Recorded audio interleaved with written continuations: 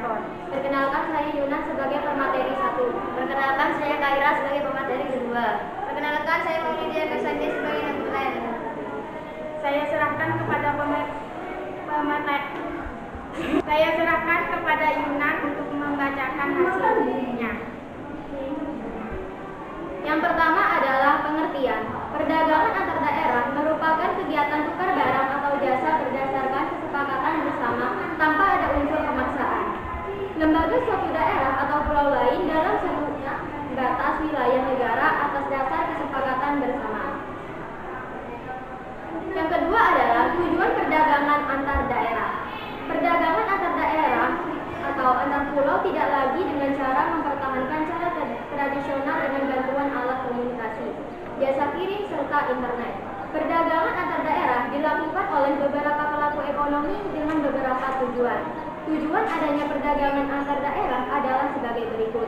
Yang pertama adalah memperoleh keuntungan. Tujuan utama dilakukan perdagangan antar daerah adalah untuk memperoleh keuntungan. Keuntungan diperoleh dari selisih antara harga beli dengan harga jual. Yang kedua adalah memperoleh jangkauan pasar. Perdagangan sampai keluar daerah atau luar pulau dapat memperoleh jangkauan pasar. Jangkauan pasar yang dimaksud adalah jumlah konsumen yang mengonsumsi barang tersebut semakin banyak dan terbesar di berbagai daerah. Baik, selanjutnya saya serahkan kepada pemateri 2.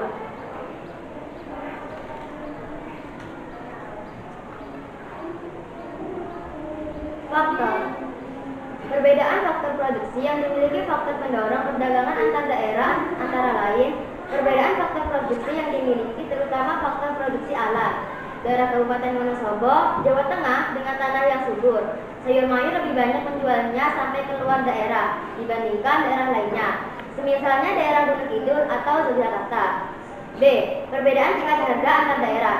Selain perbedaan kekayaan alam, perbedaan tingkat daerah antar daerah juga mendorong terciptanya perdagangan antar daerah. Contohnya seperti daerah yang kaya akan buah durian, harga durian akan lebih murah dari biasanya, karena daerah lainnya yang harus sedikit memiliki pohon penghasil durian. Dampak positif dan negatif antar daerah.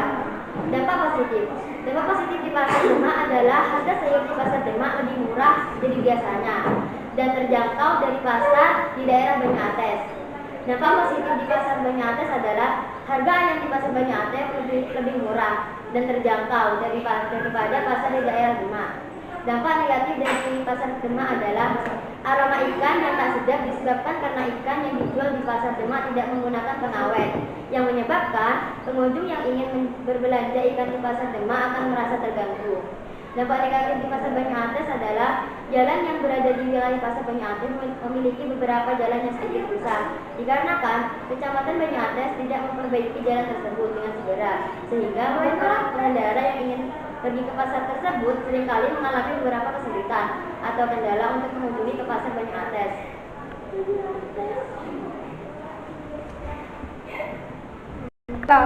Baik, apakah ada pertanyaan dari kelompok lain?